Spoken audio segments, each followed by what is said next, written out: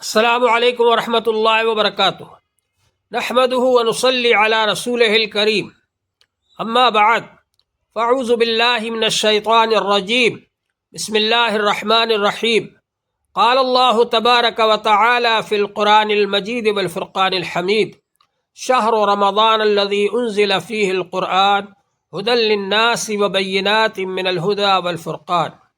محترم حضرات، اللہ جل شانہ کا بڑا فضل و کرم ہے اور اس کا انعام و احسان ہے کہ اس نے ہم کو یہ مہینہ عطا فرمایا جس کو شعبان کا مہینہ کہا جاتا ہے، اور شعبان کا مہینہ بھی اب ختم ہونے والا ہے اور رمضان شریف کا مہینہ آنے والا ہے۔ حضور پاک صلی اللہ علیہ وآلہ وسلم کا طریقہ یہ تھا کہ جب رمضان شریف قریب آتا تو حضور پاک صلی اللہ علیہ وآلہ وسلم خطبہ دیتے، اور ان خطبوں کے اندر آپ رمضان کی تیاری اور رمضان کے استقبال اور رمضان کے اہتمام کی تاکید فرماتے اور ترغیب دیتے۔ حضور پاک صلی اللہ علیہ وآلہ وسلم نے ایک موقع پر خطبے میں ارشاد فرمایا، یا ایھا الناس قد اظلکم شہر عظیم، اے انسانو تمہارے اوپر ایک عظیم الشان مہینہ سایہ افغن ہونے والا ہے۔ شہر مبارک، یہ برکت والا مہینہ ہے۔ شہر فیہ لیلۃ خیر من الف شہر، اس میں ایک رات ہے جو 1000 مہینوں سے بہتر ہے۔ جعل اللہ صیامہ فریضہ وقیام لیلہ تطوعا، اس رات میں اللہ تبارک و تعالی نے دن کے روزوں کو فرض قرار دیا اور رات کی عبادت کو اللہ تعالی نے فرض نہیں کیا۔ یہ اللہ تعالی کا احسان ہے امت پر آسانی کے لیے۔ اور فرمایا حضور صلی اللہ علیہ وآلہ وسلم نے، یہ شہر المواسات ہے، غم خواری کا مہینہ ہے۔ اس مہینے کے اندر اگر کوئی شخص روزہ رکھتا ہے تو اس کو احساس ہوتا ہے کہ بیچارے جو لوگ روزانہ بھوکے رہا کرتے ہیں ان کا کیا حال بنتا ہوگا۔ خود جب بھوکا رہے گا تو اس کو احساس ہوگا۔ یہ غم خواری کا مہینہ ہے۔ وَشَهْرٌ يُزَادُ فِيهِ رِزْقُ الْمُؤْمِنِ، اور یہ ایسا مہینہ ہے کہ اس مہینے کے اندر ایمان والے کے رزق میں اضافہ کر دیا جاتا ہے۔ دوسرے دنوں کے اندر بھی ہم لوگ کھاتے ہیں، لیکن ان دنوں کے اندر افطاری بھی کھاتے ہیں، سحری بھی کھاتے ہیں، اور شام کا رات کا کھانا بھی کھاتے ہیں۔ اس طرح سے اس مہینے کے اندر اللہ تعالی ایمان والے کے رزق میں اضافہ فرما دیتے ہیں۔ تو اللہ تبارک و تعالی نے اس ماہ مبارک سے اگر ہم کو نوازا تو ہم اس بات کی کوشش کریں کہ اللہ تعالیٰ کی رحمتیں اور برکتیں خوب حاصل کریں۔ حضور پاک صلی اللہ علیہ وآلہ وسلم نے ارشاد فرمایا، شہر اولہ رحمہ واوسطہ مغفرہ وآخرہ عتق من النار، یہ ایسا مہینہ ہے کہ اس کا پہلا عشرہ رحمت کا ہے، اس میں اللہ کی رحمت برستی ہے۔ واوسطہ مغفرہ، اور درمیانی عشرہ مغفرت کا ہے۔ جو شخص اللہ سے توبہ کرے گا، استغفار کرے گا، گڑ گڑائے گا، روئے گا، اللہ تبارک و تعالی اس کے گناہوں کو معاف فرما دیں گے۔ یہ مغفرت کا عشرہ ہے۔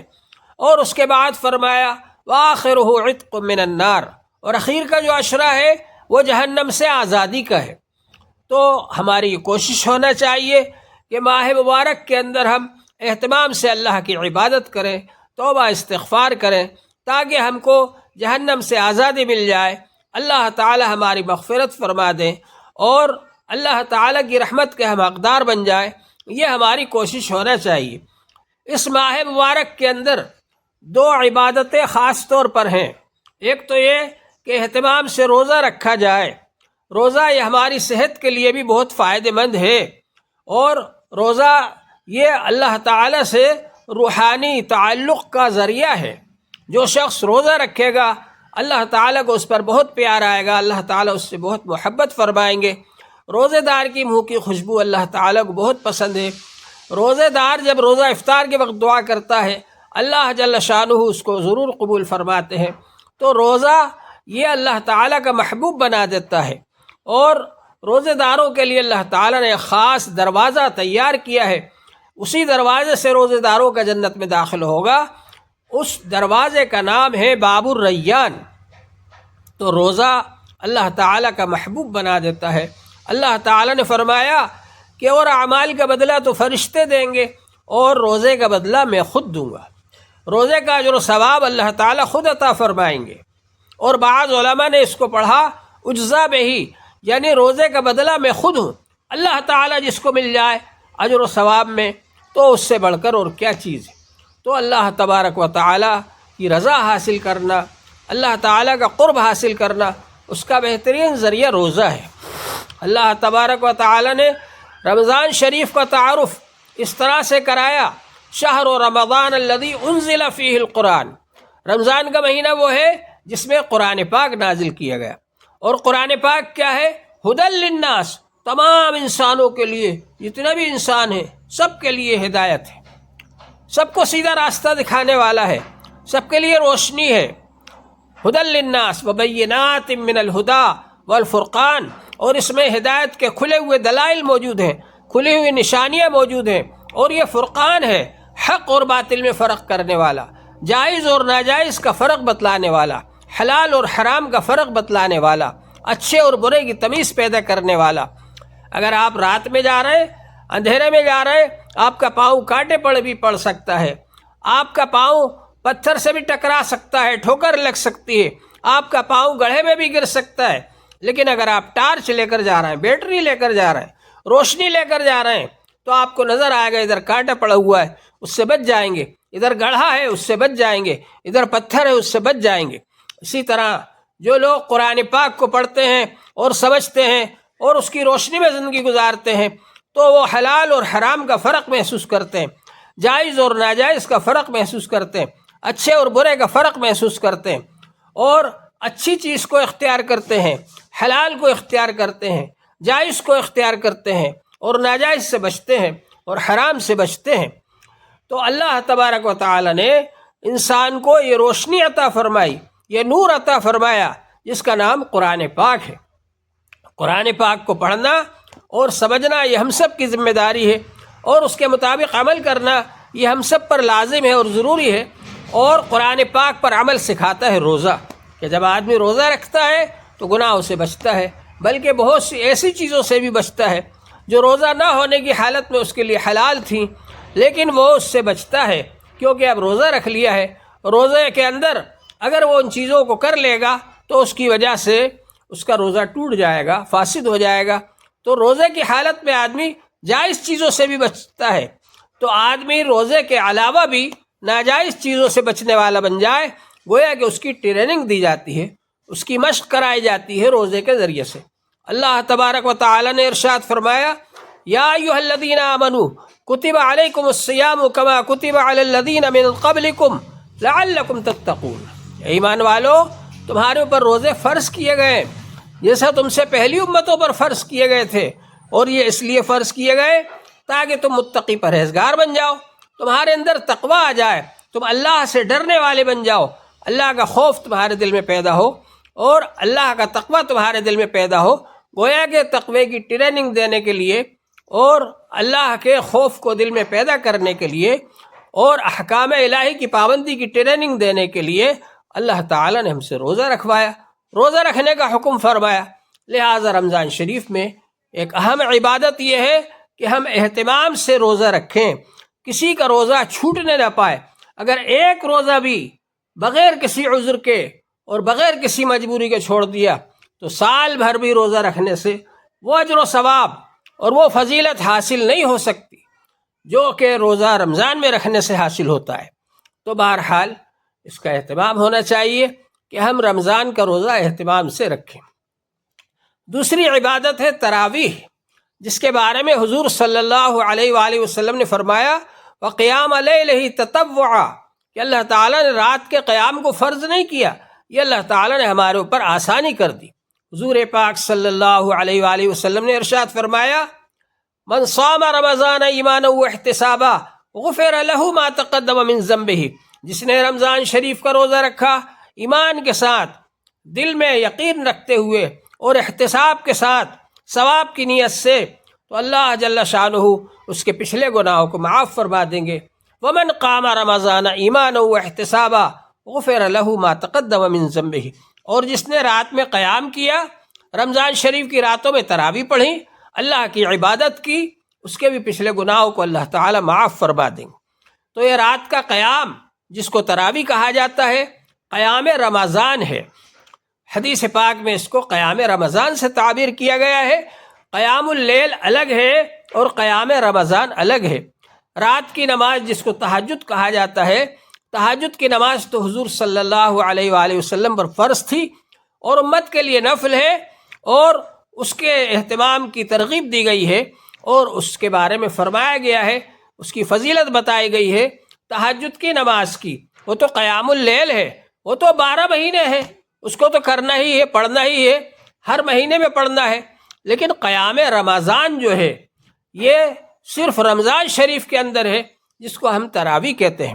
حضور پاک صلی اللہ علیہ وآلہ وسلم نے قیام رمضان فرمایا ہے اور آپ نے تراویح پڑھائی ہے صحابہ کرام کو، لیکن زیادہ دنوں تک نہیں پڑھائی، آپ نے چند دن پڑھائی اور یہ فرمایا کہ اگر میں زیادہ دن پڑھاؤں گا تو مجھ کو یہ اندیشہ ہے کہ تمہارے اوپر فرض نہ ہو جائے۔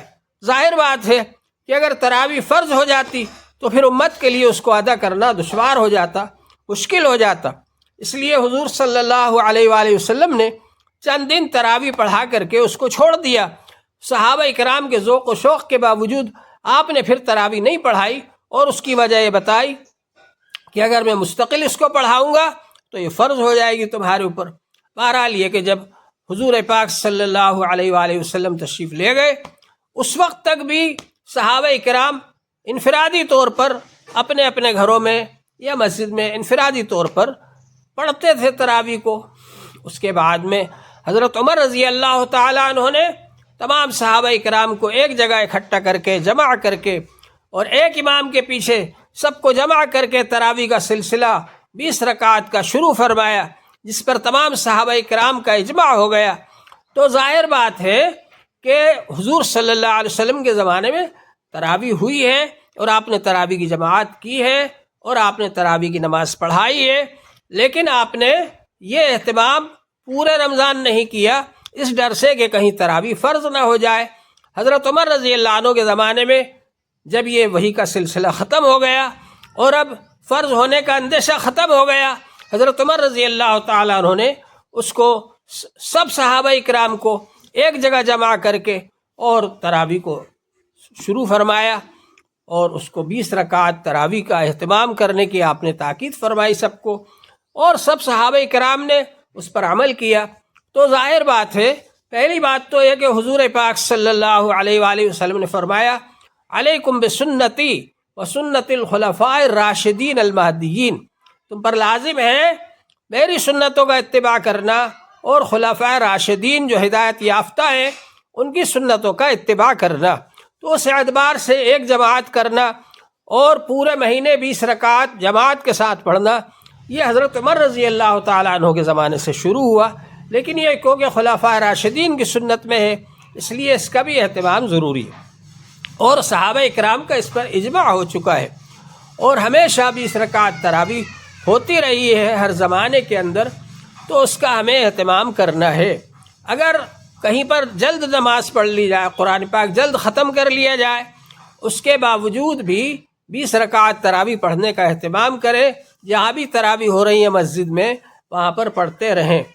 تو 20 رکعت تراویح یہ پورے مہینے پڑھنا ہے، یہ مستقل ایک سنت ہے، اور پورا قرآن پاک سننا ہے، یہ مستقل ایک سنت ہے۔ رمضان میں قرآن پاک نازل ہوا اور اللہ تبارک و تعالی نے قرآن کے ذریعے ہی رمضان کا تعارف کرایا کہ رمضان شریف کا مہینہ وہ ہے جس میں قرآن پاک نازل کیا گیا، اس لیے قرآن پاک کا اہتمام بہت زیادہ ضروری ہے۔ حضور پاک صلی اللہ علیہ وآلہ وسلم رمضان شریف میں حضرت جبرائیل علیہ السلام کے ساتھ دور فرماتے تھے، اور جس سال آپ کی وفات ہوئی اس دن آپ نے 2 مرتبہ دور فرمایا رمضان شریف میں۔ تو رمضان شریف کے اندر دور کرنا چاہیے، قرآن پاک کا زیادہ سے زیادہ پڑھنا چاہیے۔ یہ رمضان کیا ہے؟ نزول قرآن کا جشن ہے، خوشی ہے، اور اس کا اہتمام ہو کہ ہم روزہ رکھیں، روزے کے ذریعے قرآن پاک کے مطابق عمل کرنا، قرآن کے احکام پر عمل کرنا یہ سکھایا جاتا ہے، اس کی ٹریننگ دی جاتی ہے۔ رمضان شریف کے اندر حضور پاک صلی اللہ علیہ وآلہ وسلم بہت زیادہ سخاوت کیا کرتے تھے۔ صحابہ اکرام کہتے ہیں کہ حضور پاک صلی اللہ علیہ وآلہ وسلم کی سخاوت تیز ہوا سے بھی زیادہ تھی۔ جیسے تیز ہوا وہ سارا سامان ادھر سے اڑا کر ادھر لے جاتی ہے، ادھر سے اڑا کر ادھر لے جاتی ہے، اس طرح سے حضور پاک صلی اللہ علیہ وسلم کی سخاوت کا حال تھا کہ آپ ڈھیر کے ڈھیر آپ کے پاس آتے تھے، سونا اور چاندی کے اور مال اور دولت کے، اور آپ سب خرچ کر دیا کرتے تھے، صحابہ کرام کو بانٹ دیا کرتے تھے، آپ دے دیا کرتے تھے۔ تو اس طرح سے وہ مال تیز ہوا کی طرح سے آپ اس کو خرچ کر دیتے تھے۔ تو اللہ تبارک و تعالیٰ کے بعد اگر سب سے زیادہ سخی ہے دنیا میں تو حضور پاک صلی اللہ علیہ وآلہ وسلم ہے۔ حضور پاک صلی اللہ علیہ وآلہ وسلم نے ارشاد فرمایا سب سے بڑا سخی اللہ تعالیٰ ہے، اور اللہ تعالیٰ کے بعد سب سے بڑا سخی میں ہوں۔ تو معلوم یہ ہوا کہ سخاوت اس ماہ کے اندر حضور صلی اللہ علیہ وسلم کی بہت زیادہ ہو جاتی تھی۔ ہم کو بھی اہتمام کرنا چاہیے کہ ہم ماہ مبارک میں زیادہ خرچ کریں۔ حضرت عثمان رضی اللہ تعالیٰ عنہ رمضان شریف کے مہینے کو فرماتے تھے کہ یہ زکوٰۃ کا مہینہ ہے، اور جیسا کہ آپ کو معلوم ہے اللہ تعالیٰ نے فرمایا ہے کہ ہم ایک نیکی کا بدلہ 10 تک بڑھا دیتے ہیں۔ اور پھر اللہ تعالیٰ نے مثال دی کہ اگر کوئی شخص ایک دانہ اگائے اور اس دانے سے ایک بال نکلے اور اس بال میں 700 دانے ہو تو ظاہر ہے کہ وہ ایک دانے کے 700 دانے بن جاتے ہیں۔ اسی طرح اگر کوئی 1 روپیہ خرچ کرتا ہے اللہ جل شانہ اس کو 700 روپے تک اجر و ثواب عطا فرماتے ہیں، اور رمضان شریف میں نفل کا ثواب فرض کے برابر ہو جاتا ہے، اور ایک فرض کا ثواب 70 فرضوں کے برابر ہو جاتا ہے۔ تو ظاہر بات ہے کہ جب آپ 70 کو 700 سے ضرب دیں گے کتنا بن جائے گا، اتنا زیادہ اجر و ثواب ماہ رمضان میں آپ کو ملے گا۔ تو اس ماہ مبارک میں زیادہ سے زیادہ خرچ کرنا چاہیے۔ زکوٰۃ ہے، صدقہ ہے، یہ اللہ تبارک و تعالیٰ نے ہمارے لیے بہترین نظام جاری فرمایا۔ کمیونزم تو آپ کو آپ کے مال کا مالک ہی نہیں مانتا، وہ تو یہ کہتا ہے کہ سب انسان حکومت کے غلام ہیں، وہ جہاں سلائے سو جاؤ اور جو کھلائے کھا لو اور حکومت کی مزدوری کرو، کوئی کسی چیز کا مالک نہیں۔ اور سرمایہ دارانہ نظام جو ہے وہ سود میں الجھا دیتا ہے کہ سود لے لے کر مالدار آدمی اور زیادہ مالدار ہوتا جا رہا ہے، غریبوں کا خون چوس کر، اور جو غریب ہیں وہ بیچارے غریب تر ہوتے چلے جا رہے ہیں، غربت کی دلدل میں دھنستے چلے جا رہے ہیں۔ اسلام نے زکوٰۃ کا نظام شروع فرمایا۔ مالدار آدمی جب اپنے مال کا 2.5% اللہ کے لیے خرچ کرے گا، غریبوں کو دے گا، تو غریبوں کے دل میں اس کی محبت پیدا ہوگی، الفت پیدا ہوگی، تو اسی طرح سے آپس میں جوڑ پیدا ہوگا، معاشرے کے اندر اتفاق و اتحاد پیدا ہوگا۔ سرمایہ دارانہ نظام کی وجہ سے امریکہ والے آج تک امیروں اور غریبوں کا جھگڑا ختم نہیں کر سکے، اسلام نے اس کو ختم کیا۔ تو اللہ تبارک و تعالیٰ نے ہم کو زکوٰۃ کا نظام دیا ہے کہ ضرورت سے زائد جو مال آپ کے پاس رکھا ہوا ہے، جب اس پر سال گزر جائے تو اس میں سے 2.5% اللہ کے لیے دینا فرض ہے، یہ زکوٰۃ ہے۔ اور صدقہ اور خیرات آپ ہر وقت دے سکتے ہیں۔ صدقہ اور خیرات کیا ہے؟ یہ اللہ کے غصے کو ٹھنڈا کرتا ہے، اور اللہ تعالیٰ کی عذاب کو دفع کرتا ہے، ٹال دیتا ہے، دور کر دیتا ہے۔ اللہ تعالیٰ نے اگر ناراضگی ظاہر کی اور عذاب کا فیصلہ فرما دیا، انسان اگر توبہ استغفار کرتا ہے اور اللہ تعالیٰ کے لیے مال صدقہ کرتا ہے تو اس پر سے اللہ تعالیٰ اس عذاب کو دفع فرما دیتے ہیں۔ یہ اللہ تعالیٰ کا نظام ہے۔ آپ نے دیکھا ہوگا کوئی آدمی کہیں جا رہا ہے لیکن ایکسیڈنٹ میں یا کسی اور چیز میں مرتے مرتے بچ گیا، بال بچ گیا، یہ اللہ تعالیٰ کا نظام ہے، اللہ تعالیٰ بچا لیتے ہیں۔ یہ صدقہ اور خیرات کی برکت ہے۔ تو صدقہ خیرات ہر وقت کرتے رہنا چاہیے، اور رمضان میں اس کا اور زیادہ اجر و ثواب ملے گا، تو اس کا اہتمام ہونا چاہیے۔ یہ رمضان شریف کی برکتیں حاصل کرنے کا ایک ذریعہ ہے کہ ہم اہتمام سے روزہ رکھیں، رات میں تراویح پڑھیں، صدقہ اور خیرات کریں، زکوٰۃ ادا کریں۔ اللہ جل شانہ ہم سب کو اس کے مطابق عمل کرنے کی توفیق عطا فرمائے۔ وآخر دعوانا ان الحمد للہ رب العالمین۔